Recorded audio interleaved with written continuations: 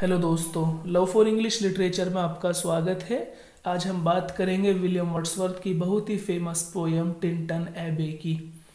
दोस्तों, इसका full title है line composed a few miles about Tintern एबे। ये टिंटन एबे एक ऐसी जगह है जिसको विलियम वर्ड्सवर्थ ने 2 बार विजिट किया था। फर्स्ट टाइम इसको विजिट किया था 1793 में। उस समय इनकी एज 23 थी, यानी 23 साल उस समय एज थी, और तब ये वहां पर अकेले गए थे। सेकंड टाइम इन्होंने इसको विजिट किया है 1798, यानी 5 साल बाद। ठीक है, 5 साल बाद जब ये वहां पर दोबारा से विजिट करने के लिए गए, तब इनके साथ इनकी सिस्टर डोरोथी थी। दोस्तों, इस पोएम को कहा जाता है कि ये विलियम वर्ड्सवर्थ की बायोग्राफी है। विलियम वर्ड्सवर्थ ने इसको अपनी ऑटोबायोग्राफी बनाकर लिखा है। तो आइए पोएम को शुरू कर लेते हैं। पोएम के 3 पार्ट्स हो सकते हैं क्योंकि पोएम काफी लंबी है। देखते हैं कि 5 years हैव पास्ट, के 5 साल हो गए हैं। क्योंकि पहली दफा कब आए थे? 1793 में, यानी 1793 में, और सेकंड टाइम यहाँ पर ये आए हैं 1798 में। तो पूरे 5 साल हो जाते हैं 93 और 98 के बीच। तो कह रहे हैं कि 5 years हैव पास्ट, के 5 साल हो गए हैं, यानी मैं दोबारा जब आया हूँ तो 5 साल बाद आया हूँ। 5 summers, के 5 गर्मी के सीजन पूरे हो गए हैं। With the length of 5 long winters, और 5 सर्दी के जो लंबे सीजन है वो भी पूरे हो गए हैं। यहाँ पर विंटर को लॉन्ग इसलिए कहा क्योंकि इंग्लैंड की बात हो रही है और इंग्लैंड का ज्यादातर मौसम ठंडा होता है। तो कह रहे हैं कि 5 गर्मी के सीजन गुजर गए हैं और 5 लंबे सर्दी के सीजन गुजर गए हैं। And again I hear these waters, water में एस लगा हुआ है, वाटर्स यानी झरने। दोबारा से मैं सुन सकता हूं, अगेन आई हियर, दोबारा से मैं यहां सुन सकता हूं, दीज वाटर्स, इन झरनों को,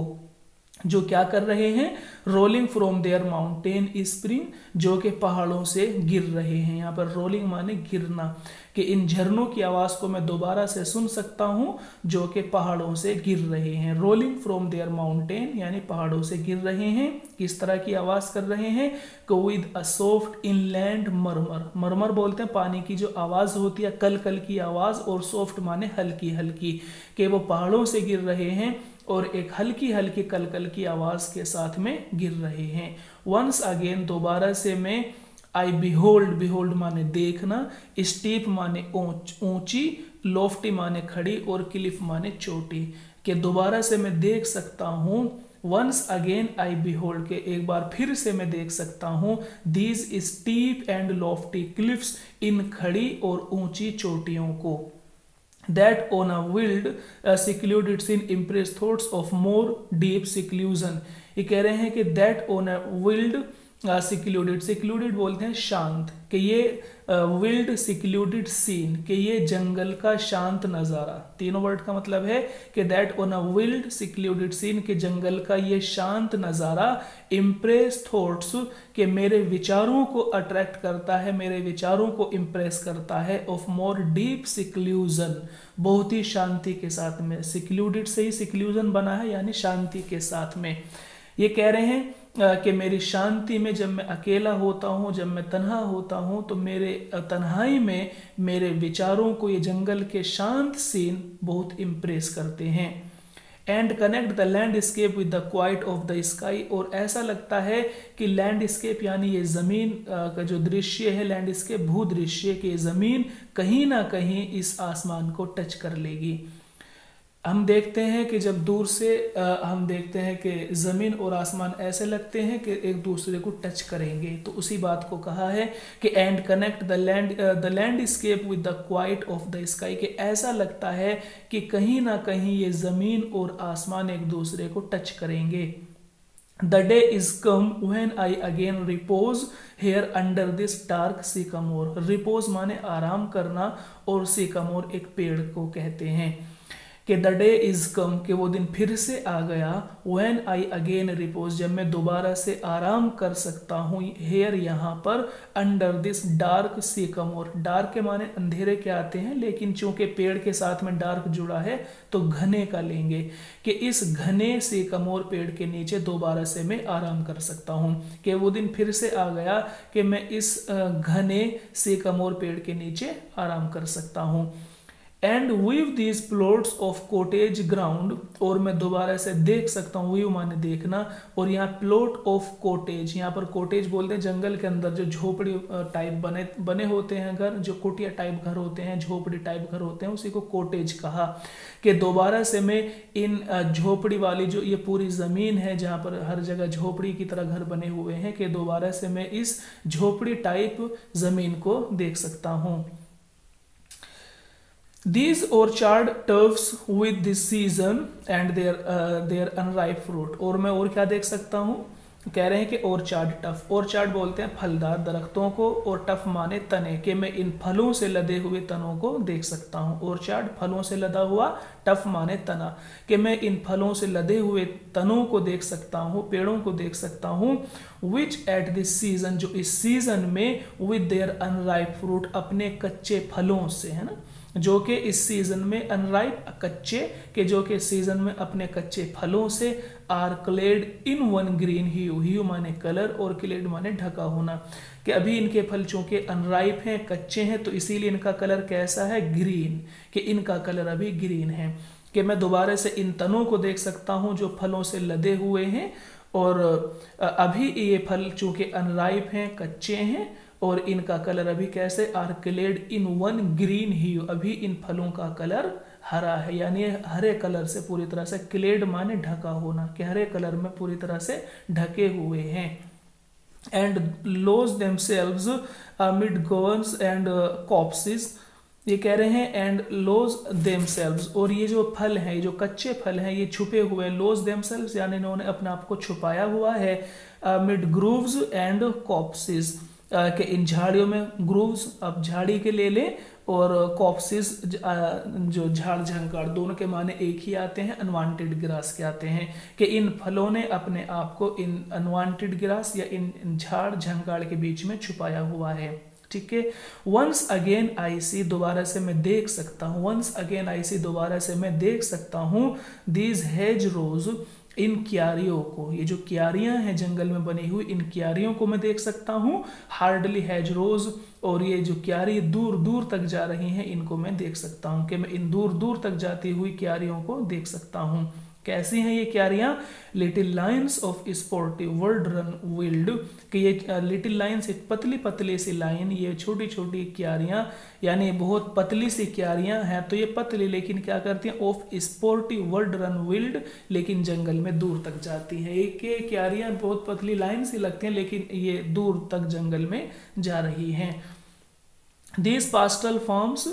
के दोबारा से मैं देख सकता हूँ यहाँ के जो फार्म्स हैं, यहाँ जो घर बने हुए हैं, पास्टल फार्म, यानी पास्टल बोलते हैं जो जंगल में बने हुए घर है ना, जो ग्रामीण घर होते हैं, कि पास्टल फार्म्स, मैं दोबारा से इन जंगल में बने हुए घरों को देख सकता हूँ, green to the very door, और हर फार्म का, हर घर का जो दरवाज़ा है वो हरा हो गया है। यहाँ पर घर का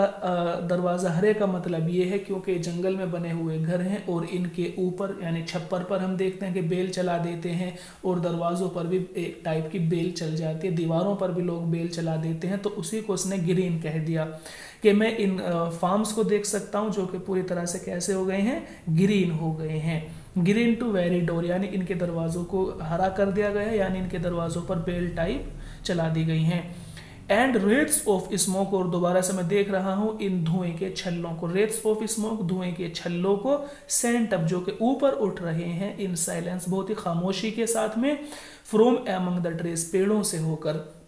कि मैं देख रहा हूं कि पेड़ों से होकर, खामोशी के साथ में, शांति के साथ में, कुछ स्मोक के छल्ले, यानी जो धुआं होता है, स्मोक धुआं, और रेत माने उसकी रिंग या छल्ले, के धुएं के छल्ले पेड़ों से होकर निकल रहे हैं। और ऐसा लग रहा है कि विद सम अनसर्टेन नोटिस, कि ये किसी अनसर्टेन नोटिस से आ रहे हैं, यानी जहाँ से छल्ले आ रहे हैं उसके बारे में कुछ कहा नहीं जा सकता, केवल एक अंदाज़ा लगाया जा सकता है। कह रहे हैं कि and as might seem of vagrant dwellers in the houseless words, houseless जिनके पास घर नहीं होते हैं, और वेग्रेंट ड्वेलर्स जनजाति, कि ऐसा लग रहा है कि ये जनजाति के बीच से होकर आ रहे हैं, कि ये जो छल्ले हैं, जो रिंग्स हैं, ये जनजाति के बीच से होकर निकल रही हैं। ये एक अंदाजा लगाया जा रहा है। या फिर और कहाँ से आ रहे होंगे, और of some hermit's cave, hermit सन्यासी, पुजारी, और केव माने गुफा, या फिर किसी सन्यासी की गुफा से होकर आ रहे होंगे। Where by his fire the hermit sits alone, जहाँ अपनी आग के पास हर्मिट अकेला बैठा हुआ होगा। वेयर बाय हिज फायर, अपनी आग के आसपास, द हर्मिट सिट्स एलोन, वो सन्यासी, वो पुजारी अकेला बैठा हुआ तपस्या कर रहा होगा। यानी इन जंगलों में मैं देख रहा हूँ कि कुछ धुएं के छल्ले निकल रहे हैं, लेकिन कहाँ से आ रहे हैं इसके बारे में कुछ कहा नहीं जा सकता, बस एक अंदाज़ा लगाया जा सकता है कि ये धुएं के छल्ले या तो किसी जनजाति के घरों से होकर आ रहे होंगे, या फिर किसी सन्यासी की केव से, किसी सन्यासी की, किसी पुजारी की गुफा से होकर आ रहे होंगे, जहां पर वो पुजारी आग के पास बैठकर तपस्या कर रहा होगा। नेक्स्ट देखें कि दीज ब्यूटियस फॉर्म्स, कि इन खूबसूरत जो फॉर्म्स हैं, ये जो खूबसूरत नज़ारा है मैं इसको देख रहा हूँ, थ्रू अ लॉन्ग एब्सेंस, बहुत लंबे समय बाद, एब्सेंस यानी बहुत दिनों बाद, थ्रू अ लॉन्ग एब्सेंस यानी बहुत लंबे समय के बाद मैं इस खूबसूरत नज़ारे को देख रहा हूँ। Have not been to me as is a landscape to blind man's eye, और ऐसा लग रहा है कि जैसे कि कोई ब्लाइंड मैन है, कोई बंदा है और वो ब्लाइंड हो गया, और लास्ट समय जो चीज़ उसने देखी होगी वो चीज़ उसको बस वही चीज़ याद रहेगी। अब इसको और आसान समझ लें कि अगर कोई बंदा किसी चीज़ को लास्ट टाइम देख ले और वो उसको देखने के बाद में फ़ौरन अंधा हो जाए, ब्लाइंड हो जाए, तो वो जो उसने लास्ट टाइम चीज़ देखी थी वो उसको सबसे ज़्यादा याद रहेगी अपनी लाइफ में। ठीक है, तो ये कह रहे हैं कि ऐसा लग रहा है कि मैं बहुत लंबे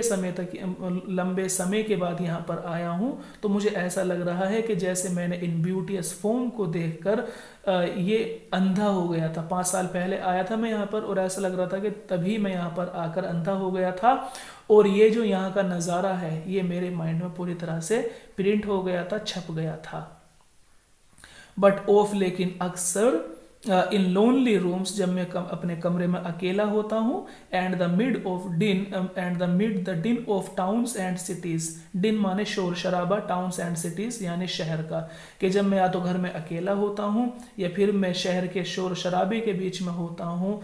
आई हैव ओन टू दैम, तो मैं इन चीज़ों को याद कर लेता हूँ, है ना। ये जो यहाँ का ब्यूटीएस फॉर्म है, इस चीज़ को मैं याद कर लेता हूँ, I have owed to them, मैं इसको याद कर लेता हूँ। कहाँ पर, इन आवर्स ऑफ वेयरीनेस, जब मैं थका हुआ होता हूँ तो इससे मुझे क्या मिलता है, सेंसेशन स्वीट, इससे मुझे एक उत्तेजना मिल जाती है, मुझे एक खुशी मिलती है, कि जब मैं शहर के शोर शराबे के बीच में होता हूँ या फिर मैं अकेला कमरे में होता हूँ या फिर मैं परेशान हो जाता हूँ, मैं थका हुआ होता हूँ, तो मैं इस नज़ारे को, इस सीन को याद कर लेता हूँ, इससे मुझे सेंसेशन स्वीट, एक खुशी मिल जाती है। फेल्ट इन ब्लड, जिसको मैं अपने ब्लड में भी फील कर लेता हूँ, and felt along the heart, और अपने दिल में भी फील करता हूँ, यानी एक ऐसी खुशी जो मेरे दिलो दिमाग सब पर छा जाती है। ठीक है, and passing even into my purer mind, और जो ये जो विचार हैं ये मेरे माइंड में जब पास करते हैं, है ना, जब मेरे माइंड में, प्योरर माइंड, जब मेरे माइंड में ये विचार, ये ख्याल पासिंग मेरे पास करते हैं, गुजरते हैं, चलते हैं, जब मेरे माइंड में इस तरह के ख्याल चलते हैं तो उससे क्या होता है, with tranquil restoration, tranquil Shanti, restoration माने रिस्टोर हो जाना, वापस आ जाना, कि जब मेरे माइंड में इस तरह के ख्याल चलने शुरू हो जाते हैं तो मेरी जो एक शांति है, जो शहर के शोर शराबे के बीच में ख़त्म हो गई थी, या मेरी वेयरीनेस की वजह से मैं परेशान हो गया था, या मैं अकेला तन्हाई महसूस कर रहा था, तो इससे क्या हो जाता है, विद ट्रैंक्विल रेस्टोरेशन, मेरी शांति रिस्टोर हो जाती है, मुझे वापस मिल जाती है, कि जब मैं, जैसे ही मेरे माइंड में ये विचार चलते हैं, इससे मेरी शांति वापस मुझे मिल जाती है। Feeling too of unremembered pleasure, such perhaps as have no slight or trivial influence, ये कह रहे हैं के फीलिंग्स टू, कि ये ऐसी फीलिंग्स हैं, ये ऐसे विचार हैं ऑफ अनरिमेंबर्ड, जिनको मैं बयान नहीं कर सकता। रिमेंबर याद करना, और अनरिमेंबर्ड जिसको याद नहीं किया जा सकता, यानी मैं शब्दों में बयान नहीं कर सकता। प्लेजर इस खुशी को, कि ये जो खुशी मुझे मिलती है, ये जो फीलिंग्स मुझे मिलती है इस सीन को याद कर कर, उस सीन को मैं शब्दों में बयान नहीं कर सकता, उस खुशी को, उस प्लेजर को मैं शब्दों में बयान नहीं कर सकता। Such perhaps as have no slight or trivial influence, हालांकि मैं ये ज़रूर कहूँगा कि इसका कोई no slight or trivial influence, slight भी छोटा हल्का फुल्का और ट्रिवियल भी छोटा हल्का फुल्के के लिए आते हैं, लेकिन हाँ मैं इतना जरूर कहूंगा, सच परहैप्स के इतना मैं जरूर कहूंगा कि इससे no slight or trivial influence के कोई छोटा मोटा जो है इन्फ्लुएंस नहीं पड़ता मेरे ऊपर, कि मेरे ऊपर कोई छोटी मोटी बात नहीं होती है, छोटी मोटी खुशी मुझे नहीं मिलती है, बल्कि मैं तो ये कहूंगा कि that best portion of good man's life, कि ये मेरी जिंदगी का सबसे बेहतरीन पल है। बेस्ट पोर्शन सबसे बेहतरीन पल है, सबसे बेहतरीन जो समय हो सकता है वो है ये मेरी ज़िंदगी का, कि यहाँ पर आकर मुझे छोटी खुशी नहीं मिली, कोई छोटा इन्फ्लुएंस नहीं मिला, बल्कि ये तो मेरी ज़िंदगी का क्या बन गया, best portion of good man's life, मेरी ज़िंदगी का सबसे बेहतरीन समय बन गया है। हालांकि मैं आज इसको हिज लिटिल, कि ये चीज़ छोटी है, ये थोड़ी देर का नज़ारा ज़रूर होता है, लेकिन फिर भी नेमलेस, मैं इसको कोई नाम नहीं दे सकता जो मुझे इससे खुशी मिलती है। अनरिमेंबर्ड, और मैं इसको वर्ड शब्दों में बयान नहीं कर सकता, है ना। ये चीज़ छोटी है, मेरी लाइफ का बहुत थोड़ा समय यहाँ पर रहा है, लेकिन फिर भी मैं इसको नेमलेस एंड अनरिमेंबर्ड, इसको ना तो कोई नाम दे सकता अपनी खुशी को, इस सीन को, और ना ही मैं इसको शब्दों में बयान कर सकता। एक्ट्स ऑफ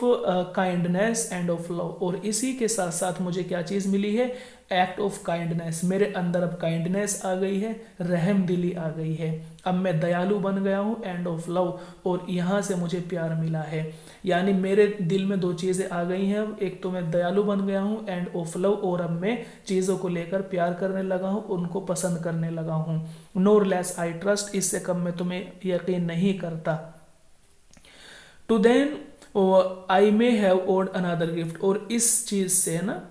टू देम, और इस चीज़ से आई मे हैव अनदर गिफ्ट, और इस चीज़ से मैंने दूसरे गिफ्ट भी लिए हैं, दूसरी चीज़ें भी मैंने यहाँ से ली हैं, यानी नेचर से मैंने दूसरी चीज़ें भी ली हैं। तो कह रहे हैं क्या है वो चीज़ें, कि ऑफ एस्पेक्ट मोर सबलाइम, जो हम मोर सबलाइम हो सकती हैं, एस्पेक्ट बोलते हैं रूप, यानी वो चीज़ें और बेहतर हो सकती हैं, सबलाइम माने अच्छी, बेहतर होना, कि वो जो दूसरी चीज़ें मुझे मिली हैं नेचर से, ऑफ एस्पेक्ट मोर सबलाइम, वो ज़्यादा बेहतर हो सकती हैं। दैट ब्लेस्ड मूड, और उनको याद कर कर जो मेरा मूड है वो अच्छा हो जाता है, ब्लेस हो जाता है। In which the burden of the mystery, in which the heavy and the weary weight of all this unintelligent world, दुनिया को याद किया है कि ये जो पागलों की दुनिया है, ऑल दिस अनइंटेलिजेंट वर्ल्ड, कि ये जो पागलों की दुनिया है, बेवकूफ़ लोगों की दुनिया है, इसका जो वियरी वेट, इसका जो वज़न है, इसका जो बोझ है,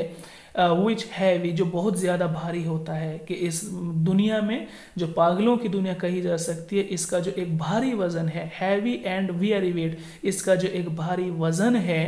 एंड द मिस्ट्री, और जो दुनिया के रहस्य हैं, बर्डन, उनका वज़न, यानी दुनिया के रहस्यों का वज़न, दुनिया की जिम्मेदारियों का वज़न, जो कि बहुत ज़्यादा हैवी होता है अपने आप में। हालांकि सारे के सारी चीज़ें हम बेवकूफ़ी वाली कह सकते हैं, क्योंकि दुनिया पूरी की पूरी बेवकूफ़ों से भरी हुई है, लेकिन फिर भी एक अक्लमंद इंसान को भी इन चीज़ों को अपने ऊपर लादना पड़ता है। खैर, जो भी मेरे ऊपर लदता है, लेकिन इस सब चीज़ों को मैं हल्का कर देता हूँ, इज़ लाइटेंड, ये सब चीज़ें हल्की हो जाती हैं जब मैं नेचर को याद कर लेता हूँ, कि जब दुनिया की थकन, दुनिया का भारी बोझ, दुनिया के रहस्य और दुनिया की जिम्मेदारियाँ, ये सब चीज़ें मेरे ऊपर आ जाती हैं, इनका वज़न मेरे ऊपर आ जाता है, और मैं अपने आप को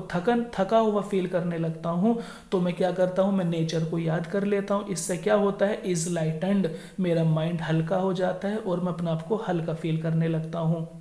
that serene and blessed mood, इससे सीरीन माने खुशी, एंड ब्लेस्ड माने अच्छा, कि इससे मुझे खुशी मिल जाती है, एंड ब्लेस्ड मूड, और मेरा माइंड ठीक हो जाता है। In which the affections gently lead us on, और अफेक्शन यानी स्नेह के साथ में, प्यार मोहब्बत के साथ में, लीड अस ऑन, कि नेचर जो है ये जो नेचर है ये क्या करती है, जेंटली, कोमलता के साथ में, अफेक्शन, प्यार के साथ में, लीड अस ऑन, हमें गाइड करती रहती है। कि नेचर बहुत ही जेंटली और प्यार के साथ में हमें गाइड करती है। अनटिल, जब तक के गाइड करती रहती है हमें, the breath of this corporeal frame, जब तक इस शरीर के अंदर सांस है, यानी जब तक हम जिंदा हैं, कॉर्पोरियल फ्रेम शरीर, कि जब तक इस शरीर के अंदर सांस है, breath of this corporeal frame, जब तक शरीर के अंदर सांस है, जब तक ये नेचर हमें लीड अस ऑन, यानी हमें लीड करती रहती है, हमें गाइड करती रहती है। And even the motion of our human blood, यानी जब तक इंसान के खून का दौर जारी है, जब तक इंसान के अंदर खून दौड़ रहा है, जब तक ये नेचर हमें गाइड करती रहेगी। ऑलमोस्ट सस्पेंड, और जब हमारे शरीर का जो ब्लड है वो रुक जाएगा, जब हमारे शरीर का जो ब्लड का दौर है वो रुक जाएगा, we are laid asleep, यानी हम लोग मर जाएंगे, इन बॉडी, हमारा शरीर यानी मर जाएगा, और हम क्या बन जाएंगे, and become a living soul, और हम जो है हमारी आत्मा जाग जाएगी, यानी जब हमारा शरीर मर जाएगा तब हमारी आत्मा जाग जाएगी। तो हमारी आत्मा क्या देखेगी, while with an eye made quiet by the power of harmony, तब हमारी आत्मा देखेगी पावर ऑफ हारमनी। हारमनी कहते हैं मेल मिलाप को, कि मेल मिलाप की पावर को, जो नेचुरल पावर है उसको देखेगी, and the power of joy, और जो खुशी की पावर है उसको देखेगी। We see into the life of things, और हम देख सकते हैं लाइफ ऑफ द थिंग्स, हर चीज के अंदर एक लाइफ है, कि जब हम मर जाएंगे हम देखेंगे कि हर चीज के अंदर एक लाइफ है, हर चीज जानदार है। कह रहे हैं कि जब तक हमारा शरीर, जब तक हम लोग जिंदा हैं, हमारे शरीर के अंदर खून दौड़ रहा है, तब तक ये नेचर हमें पूरी तरह से गाइड करती रहेगी, लेकिन जब हम लोग मर जाएंगे तब हमारी आत्मा जिंदी हो जाएगी, और हमारी आत्मा देखेगी कि हर चीज के अंदर एक स्पिरिट है, हर चीज के अंदर जान है, और हमारी आत्मा देखेगी द पावर ऑफ हारमनी, मेल मिलाप की पावर को, ताकत को, and deep power of joy, और जो खुशी की पावर है उसको हमारी आत्मा देखेगी। If this be but a vain belief, अगर मेरा ये यकीन,